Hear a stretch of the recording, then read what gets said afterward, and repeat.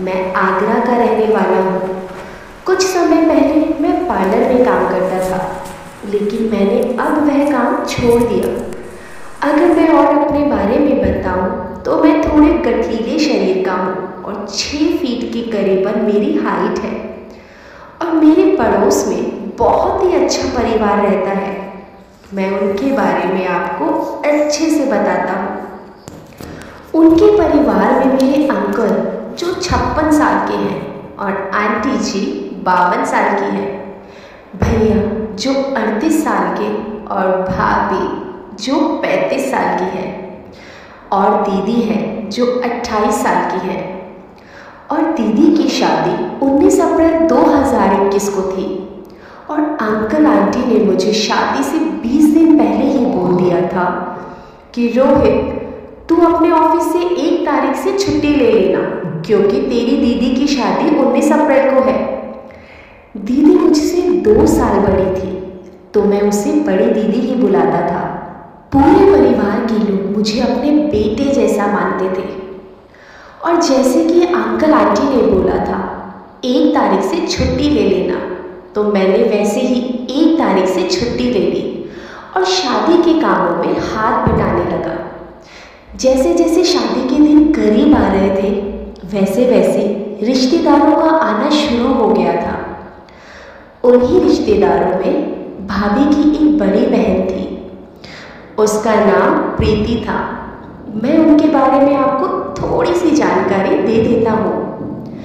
प्रीति की लंबाई करीब 5 फीट 4 इंच थी और उसका रंग दूध की तरह सफ़ेद था। उनकी आंखें बड़ी बड़ी थी और गर्दन लंबी थी।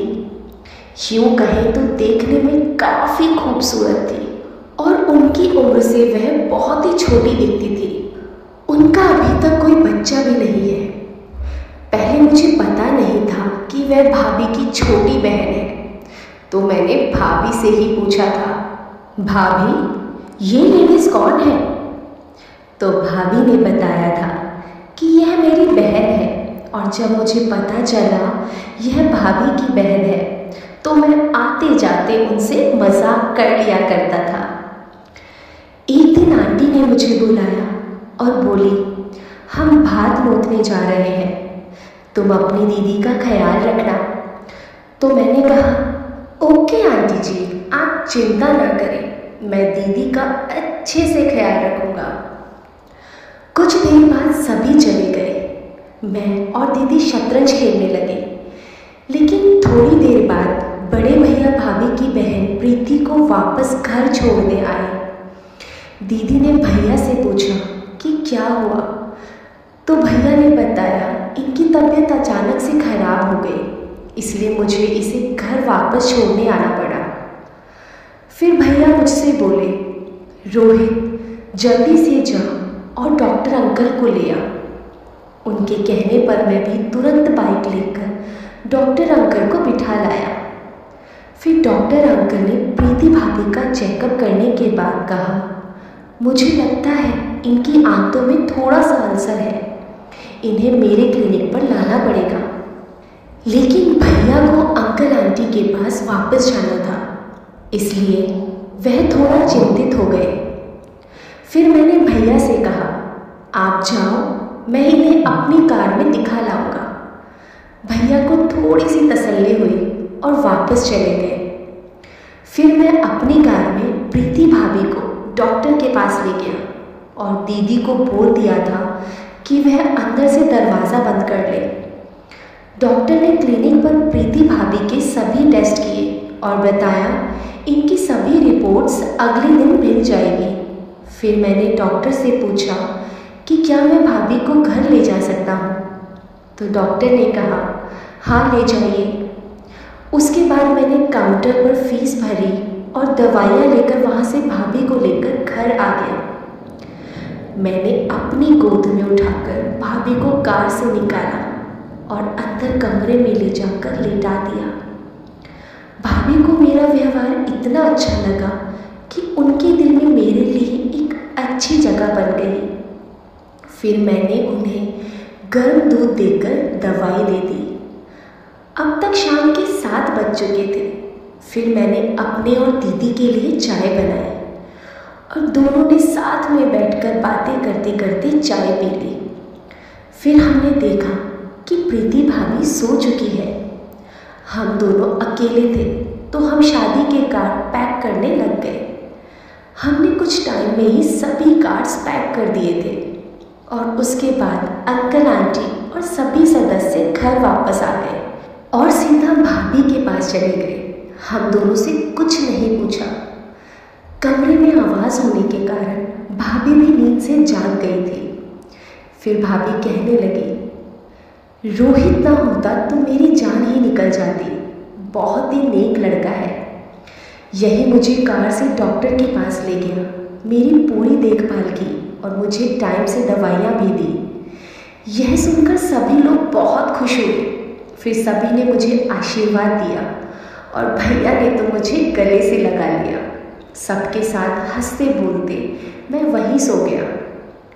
सुबह मैं जब उठा तो देखा सुबह के 4 बज गए थे। मैंने भाभी को जगाया कि वह अपना दरवाज़ा बंद कर ले, क्योंकि मैं अपने घर जा रहा हूँ। हालांकि उस दिन संडे था तो उस दिन मेरे धंधे की छुट्टी भी थी।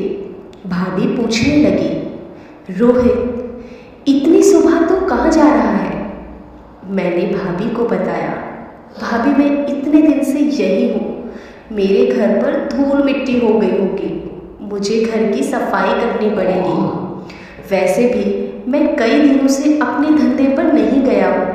आपको तो पता ही है मेरा धंधा क्या है। अगर काम नहीं करूँगा तो कैसे चलेगा? फिर भाभी ने पूछा, तुम कितने बजे फ्री होगा? मैंने कहा 11 बजे फ्री हो जाऊँगा। अगर आपको कोई काम हो तो आप बता दीजिएगा। भाभी बोली, तू पहले फ्री होकर आ, फिर बताऊँगी। मैं ओके बोलकर अपने घर आ गया। सबसे पहले मैंने अपने क्लाइंट को यह बताने के लिए फ़ोन किया कि मैं 19 अप्रैल तक किसी को भी सर्विस नहीं दे पाऊँगा। वो बोलने लगी कि क्या रोहित, हम पर इतना जुल्म क्यों कर रहे हो?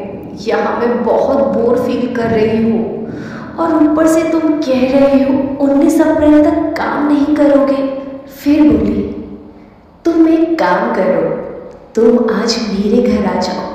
आज मैं घर पर अकेले हूँ, तुम जितने पैसे मांगोगे मैं उतने पैसे दूंगी।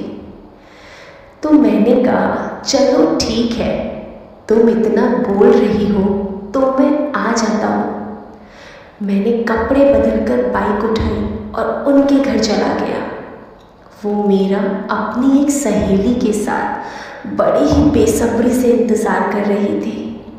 उसकी सहेली मुझे कुछ ज़्यादा ही छोटी लग रही थी। मैंने पूछ लिया, ये कौन है? उसने बताया, ये लड़की मेरी एक तरह से सहेली ही है। बेशक इसकी उम्र कम है, लेकिन मेरी और इसकी बातें बहुत ज़्यादा मिलती है, इसलिए तुम भी इसे सहेली ही मानो। इसने आज तक कभी भी ऐसा कुछ नहीं किया है। मैंने कहा, बस बस मैं समझ गया। फिर मैंने दोनों ने जो बोला, जैसे बोला वैसे ही काम किया और 1 बजे मैं अपने घर वापस आने लगा। मेरे घर के पीछे एक प्लेग्राउंड है जिसमें कुछ लड़के क्रिकेट की प्रैक्टिस कर रहे थे। उन्होंने मुझे रोक लिया और बोले, यार रोहित, हमारे साथ क्रिकेट खेलो ना। उनका ज़्यादा आग्रह करने पर मेरा मन कर गया, क्योंकि बहुत दिनों से शादी के कामों में बिजी था तो क्रिकेट नहीं खेल पाया था। इसलिए मैंने उन्हें कहा, मैं घर बाइक खड़ी करके आता हूँ। फिर मैं ग्राउंड में वापस आ गया, लेकिन कुछ टाइम बाद मुझे टॉयलेट के लिए वॉशरूम जाना था, लेकिन वहाँ कोई वॉशरूम नहीं था। तो मैं एक साइड कोने में वॉशरूम करने चला गया, लेकिन मैंने देखा कि प्रीति भाभी ने मुझे छत से वॉशरूम करते देख लिया है और भाभी मुझे देखकर मुस्कुराने लगी। फिर मैंने सोचा, ये तो प्रीति भाभी है, कोई और लेडी नहीं है, इसलिए मुझे डरने की कोई ज़रूरत नहीं। फिर मैं वापस ग्राउंड के अंदर चला गया। फिर मैंने खूब मज़े से क्रिकेट खेला और मैच भी जीता। फिर मैं शाम के 4 बजे तक घर आया और मेरे घर एक बच्चा आया और बोला, अंकल आपको जिन दीदी की शादी है उनके पापा ने बुलाया है। मैं समझ गया अंकल को कुछ काम होगा, इसलिए फिर मैं कपड़े बदलकर दीदी के घर चला गया और मैंने अंकल आंटी के पैर छूकर उनसे आशीर्वाद लिया और प्रीति भाभी से उनकी तबीयत के बारे में पूछा तो उन्होंने बताया अब मैं ठीक हूँ। फिर मुझे अंकल ने अंदर कमरे में आने को बोला और बोला, बेटा ये कुछ कार्ड्स बांटने हैं तो तुम कल सुबह अपने भैया के साथ जाकर ये कार्ड्स बांट देना। मैंने कहा, जी अंकल आप चिंता ना करें, मैं सभी कार्ड्स बांट दूंगा। तभी प्रीति भाभी चाय बनाकर ले आई और वापस किचन में चले गई। लेकिन जब मैंने किचन की ओर देखा तो प्रीति भाभी मुझे ही देख रही थी और मेरे देखने पर वह मुस्कुराने लगी और मैं ये सोचने लगा कि ये ख्वाब है या हकीकत। प्रीति भाभी मुझे दिन में ही लाइन दे रही थी। मैं सोच भी नहीं सकता था भाभी मुझे पसंद करने लगेगी। अब मुझे लगने लगा कि किसी ने हमें ऐसे देखते हुए देख लिया तो बिल्कुल भी अच्छा नहीं लगेगा। फिर मैंने जल्दी से अपनी चाय खत्म की और वहाँ से जाने लगा तो अचानक अंकल ने मुझे रोक दिया। मैंने कहा, अंकल मुझे घर जाना है, कुछ काम है, मैं बाद में आऊँगा। आप कार्ड्स के बारे में बिल्कुल भी चिंता ना करें, मैं सुबह भैया के साथ जाकर कार्ड्स बांट दूँगा। अंकल बोले, ठीक है भाई जाओ। उसके बाद मैं वहाँ से निकल ही रहा था तभी प्रीति भाभी मेरे पास आई और बोली, आज रात को कहाँ सो रहे हो आप? मैंने कहा, भाभी वो रात को ही पता चलेगा कि कहाँ सोना पड़ेगा। ये कहकर मैं वहाँ से चला गया। दोस्तों मैं आपको इससे आगे की स्टोरी आने वाले पार्ट 2 में बताऊंगी, लेकिन उसके लिए अगर आपने अभी तक मेरे चैनल को सब्सक्राइब नहीं किया है तो चैनल को सब्सक्राइब करें और बेल आइकन को ज़रूर दबाएं ताकि आपको मेरी आने वाली नई वीडियो सबसे पहले मिल जाए। धन्यवाद। आपका दिन शुभ रहे।